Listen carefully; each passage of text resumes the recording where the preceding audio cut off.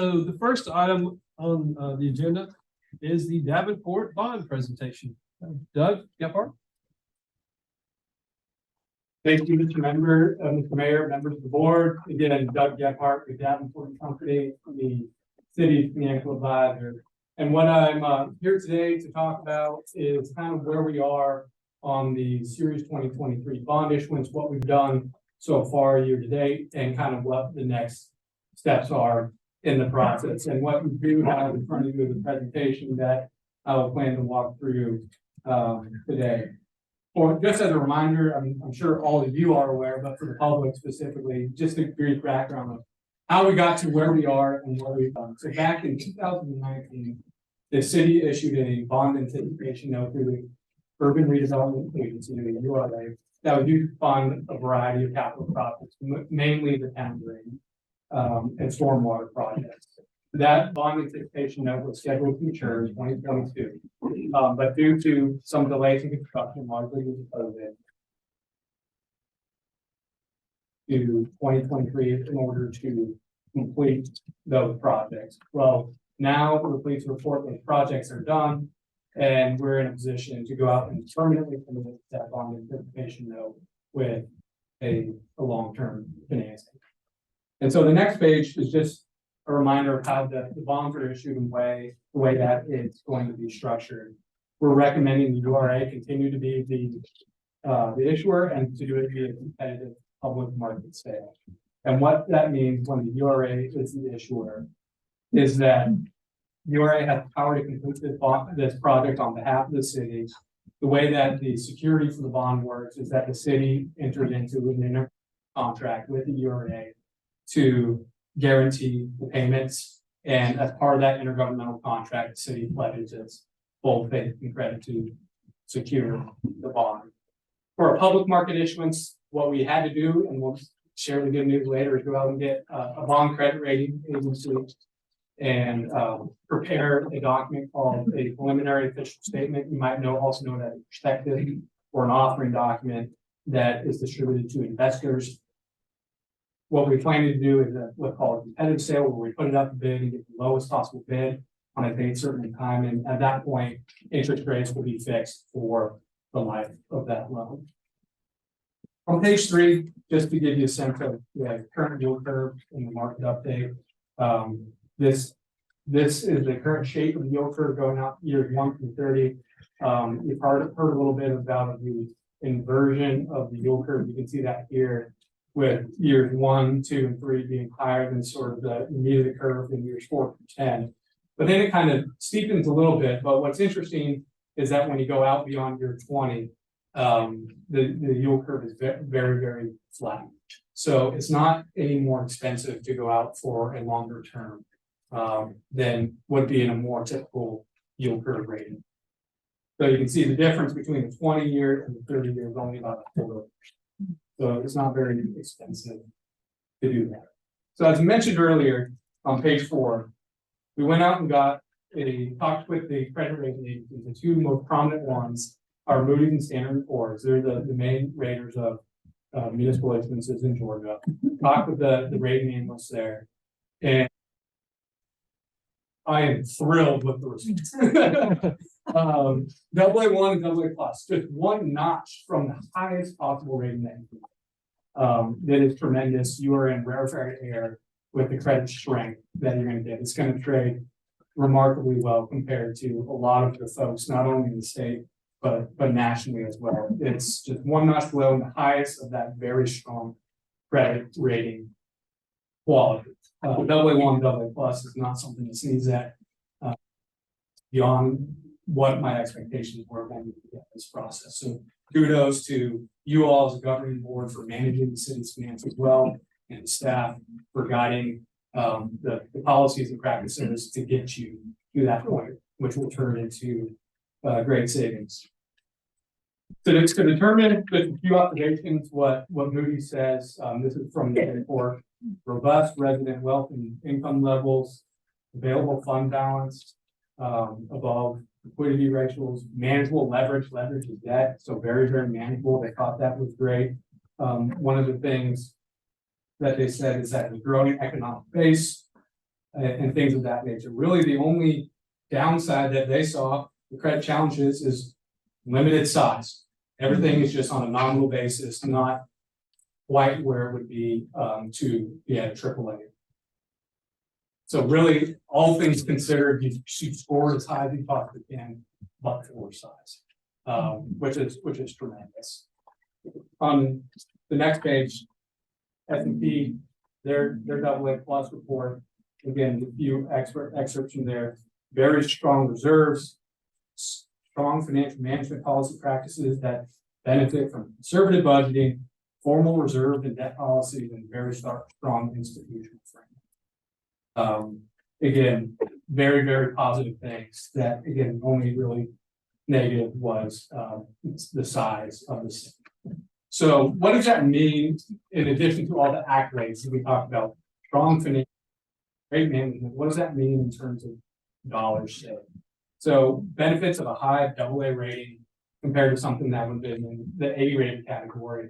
Traditionally the current spread between that is about 0.25%, but it has been since the financial crisis in that 37 basis point range. So when we're talking about, an approximately $8 million deal over 30 years, that's between 650 and 700,000 of debt service savings from that credit stream. So the things that you're doing to maintain these finances are in turn resulting in lower debt service payments, meaningfully lower debt service payments over the life of the loan. The appendix has a number of peer comparisons with that, with the AAAs and AA1s in the state of Georgia, which I'll get into later in this presentation. But I think overall, we were very pleased with the credit, and it should trade very well. The next page shows page 8, the estimated debt service. Again, the structure that we're considering is just a standard 30-year level debt service amortization, or like a mortgage amortization, the same annual level payments, which based upon market conditions as of November 2nd was roughly $550,000 a year on that. So what we do in a competitive sale, just so you know, which is scheduled to occur next Wednesday, is that we have put out a document called that preliminary official statement and the sale. Bids are actually going to be due at 10:30 in the morning. At that point, we'll know who the winning bidder is. They submit their lowest possible, so we're unbiased. Any and all underwriters are able to so we don't care who wins it. We just want the lowest possible rate. From there, we'll provide a verbal award subject to your ratification that evening. Run the final numbers, give it to our bond counsel, who will implement it into a document called the supplemental bond resolution, which the URA will adopt. And then in turn, there's an additional city resolution that basically ratifies that intergovernmental agreement between the URA and the city. And then after the meetings, we will provide that formal award. So lastly, here on page 10, the general timeline. Over the last basically 2 to 3 months, the financing timeline, we've worked on developing all these documents. We had conversations with rating agencies. We nailed that preliminary official statement. And so on November 15th, we're asking you to have those special call meetings to approve the bond resolution. And then on December 1st, we will close on the long-term financing and off the bond anticipation note. And I'm happy to go through the appendix if you'd like, but here are just a few stats of the cities rated population 5,000 or less. The city's got the highest rating in the state of Georgia by 2 notches. On the United States, up to 280, top 10% of ratings of populations, 10% or less. I'll go quickly on the next few ones, but page 13, population, see how much of an outlier you are. So in terms of size with regards to population, you're the 12th smallest city with this rating as designated by Moody's. On full value is the tax digest, is the smallest in the entire country. So they really saw a lot of benefits that, someone, you look at someone like Brookhaven, Johns Creek, Milton that are AAA rated, their tax digits are 10 to 15 to 20 times the size of the city. But what helped overcome that is some of the per capita and residential strength. For example, on page 17, your per capita income was extremely high and at or above the AAA medians. On page 18, the available fund balance ratio, that should reserve with that is high of that rating comparison. And on page 19, your long-term debt was added into the lower of your peers. So that's a brief overview. We're very excited about the results. We're hopeful for a very good sale. Next week, the Treasury markets rallied a little bit over the last few days, which we're thankful to see from a timing perspective. But with that, I'll stop and answer any questions that the mayor of the board may have with regards to the proposed thing.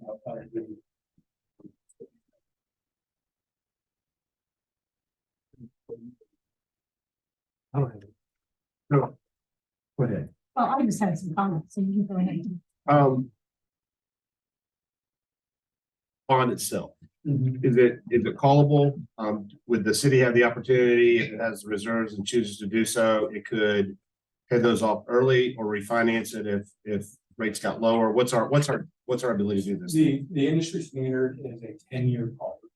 Okay. So it's you can perhaps advance refund it if rates become lower, but we looked at going to, if you sort of go below 10 years, you would see a premium Yeah. to get that. It became overly makes sense. expensive to move that matter. Any cost of issuing the bonds, is that eaten within the rate? That's right. Everything that you're seeing in there is net of fees.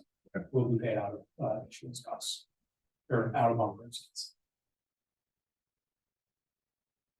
I mean, I think I didn't know that piece of it, and that's important. I think that the city, probably as we continue to grow and resources do, the opportunity to be able to, specifically if rates get lower, do something, but more importantly, if we have additional resources and future boards choose to pay that off, having that ability, 10 years seems to be a very fair period of time to be able to do that. And 10 years is the refinance period. We actually had a client that had it and they just escrowed the bonds till that call. So they have to worry about it. Yeah. And right now it's a zero arbitrage interest rate environment. So Yeah. something that as your financial advisor, we continuously monitor your debt portfolio for refinancing opportunities. And so that now that we'll have a long-term debt issuance, Yeah. that's something that we do on a weekly basis. We do a refunding screen to make sure that if there is an opportunity, we present to staff and bring it. So one of the other things that we've been discussing specifically is around, and since BLOST has passed, that the board may choose at a future period of time to take on some stormwater projects and use, and that would be more of a sort of general obligation, I'm guessing a revenue bond.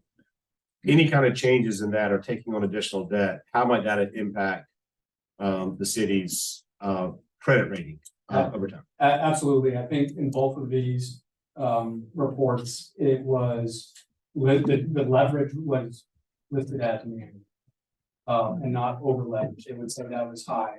And a part of that, we did disclose that as part of this loss, we included an up to $4 million bond issuance. And so they're aware that that's coming and that would not jeopardize Okay, good. this credit rating at all. Because due diligence process. That's great. Thank you. So I just had a couple comments. Doug, thank you so much and thank staff. I mean, this is a really big deal for us. This is a huge accomplishment.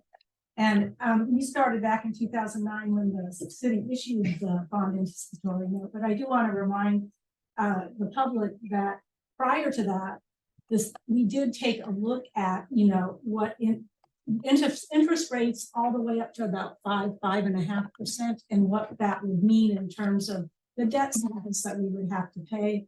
And in speaking with you and others, kind of determined what was a responsible amount. And we felt comfortable up to those levels. And we don't know what the interest rate's going to be yet, but I feel like we're gonna be pretty comfortably within within that, which makes me feel really good. And second is just to stress again, how good this is long-term for Avondale Estates. I mean, it's like getting a credit card and paying off your credit card, that helps your credit.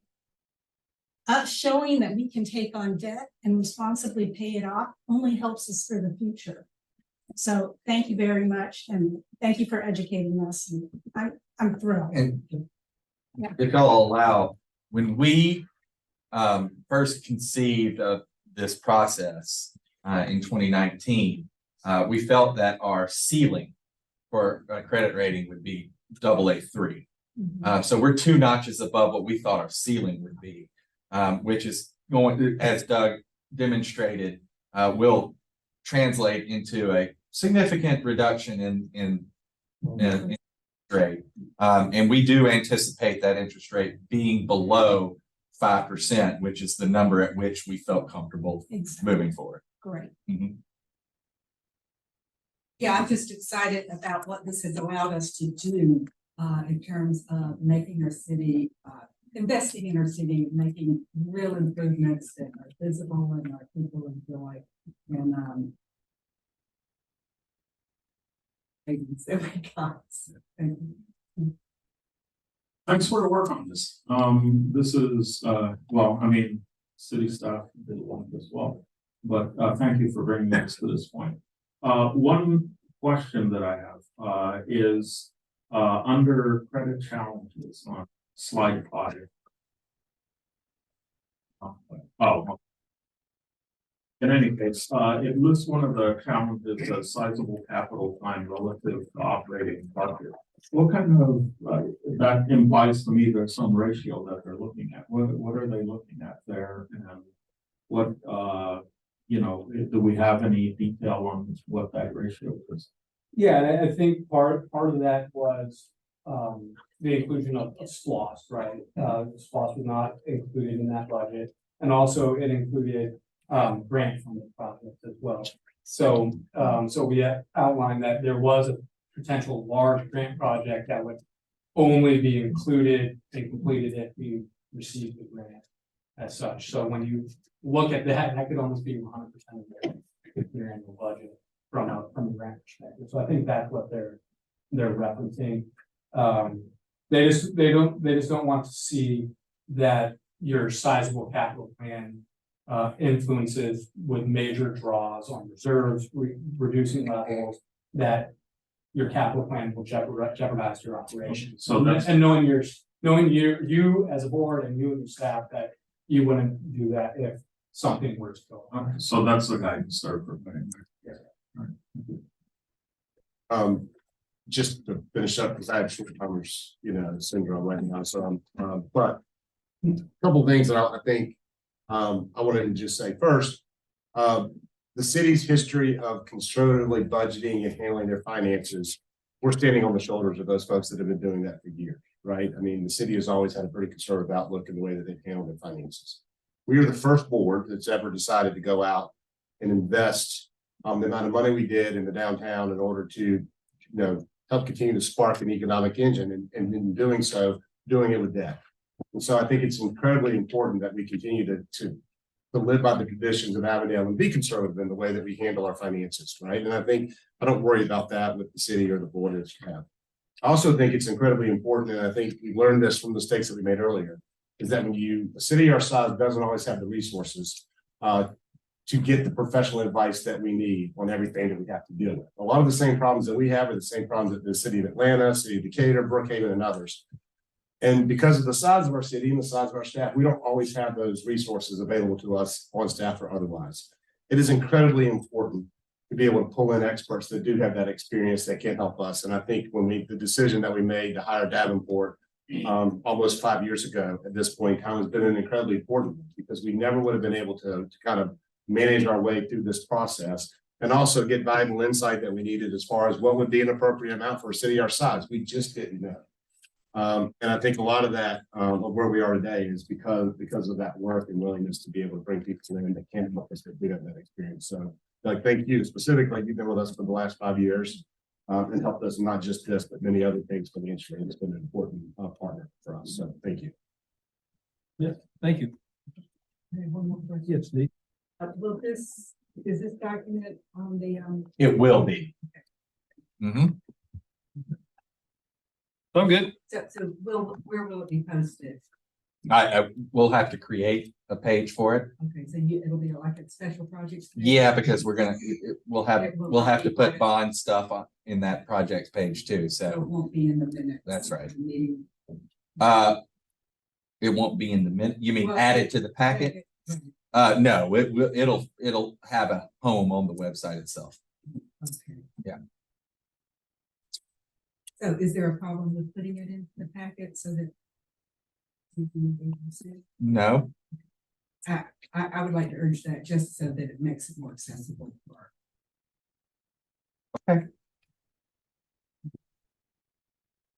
Be back this time next week. Yeah, See you all then. right, thank you. Okay. All right. Moving on to item number 5.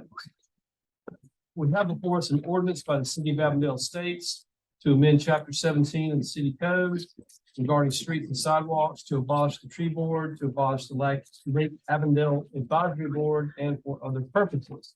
Do have a motion to adopt. So moved. That's Lisa, do I have a second? That's D. Mr. Manager?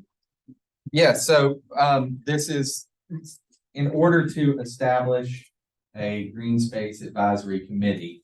The board first has to enact legislation that abolishes previous committees who were tasked with similar action items. So tonight will be the second reading and consideration of 2 ordinances that will accomplish that goal. This is the first of those. It's the ordinance to abolish the existing tree and lake boards. It will be followed by an ordinance to establish a green space committee. Well, I'd just first like to say thank you to the tree board and thank you to the Lake Avondale Advisory Board for all your work over the years. We do appreciate it. We discussed this at length. We felt like the best thing to do would be to essentially combine those committees into the green space. But as Mr. Manager said, that means we have to formally abolish them. So it's no slight on them. It's just we have to do that. But we do appreciate all their work. So that's all I got. Yeah, I would just say that also, I mean, thank you to them, but I really like the comprehensive nature of a green space committee because there's more green space than just the lake and the trees on. So, Yeah, and I just want to point out the lake board also has done tremendous work for our city over the years. Our thanks to them. You know, I just want to, give my appreciation to anyone who volunteers to be, to do anything for the city. It's really appreciated. No, we're good. All right. Do we have any public comment on this item?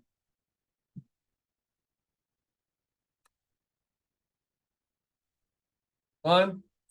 No. Okay. All right. Seeing none, I'd like to bring it back for a vote. All in favor, say aye. Aye. It's 5. Okay, thank you.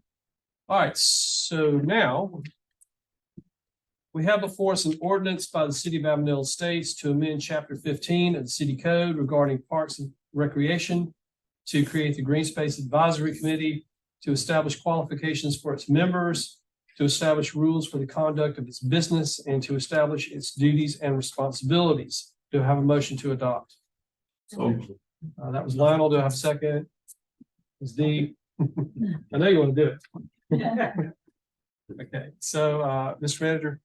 Yeah, so this is the second of 2 ordinances in this process. This one will establish a green space advisory committee and also define its roles and regulations therein.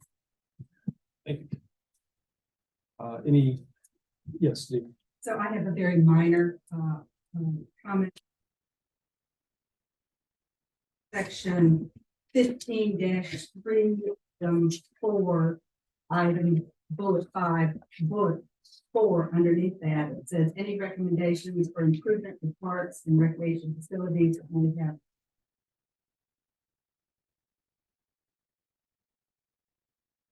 I'd like to just strike during the preceding quarter and just leave it. It may have come. Strike that. Why was that? Why was it there? What we're taking? Well, because the thought was that each quarter they will do this, so. In every preceding quarter, they would have an opportunity to come. Provide a report, I mean, Stephen, if that's the This is- theory, yeah, At each of its quarterly meetings, Yeah. yada, yada, yada. right. I think that, city manager summarized why I phrased it that way, but I don't. Take it out. I mean, I think it just gives more, like, let's say someone had brought something to the city's attention 3 quarters ago. And they have additional information or something that they want to present, so. It doesn't have to have just been brought up initially in that quarter preceding meeting. Yeah, I think it actually is, it's probably. The intent of the language wasn't to exclude anything from the past anyway, so again, I don't think it matters. Yeah, So, it has no material. Exactly. Yeah, Yeah. so I'm fine with striking it. Sure. Me too, me too. So I need to, and then, so everybody okay with that? Yeah. We don't need to vote. This table. So you need to vote on the ordinance, but we can strike. them. Okay. So any other comments, questions? I just wanted to say, I think what we've done in creating the Green Space Advisory Committee is the way that we should look at doing any boards in the future. I think, that's what we want that board to accomplish. We made it accessible to the public by having meetings, having minutes. They will be reporting not only to the city manager, but also to the board throughout the year. So that the board has got to be bought into what it is that they're to give them the right direction, because we haven't always done that in the past. And so I think this is a great way for us to begin to make sure that we get resident and other professional input into how do we do a better job of maintaining our green space here in the city, which is growing every year. So I think this is good. Okay. And I agree. Glad we're doing it. So, all right, all good up here? Yeah. Any questions, comments out there? You online? Okay, seeing none, I'd like to bring you back for a vote. All in favor, say aye. Aye. It's 5. Thank you.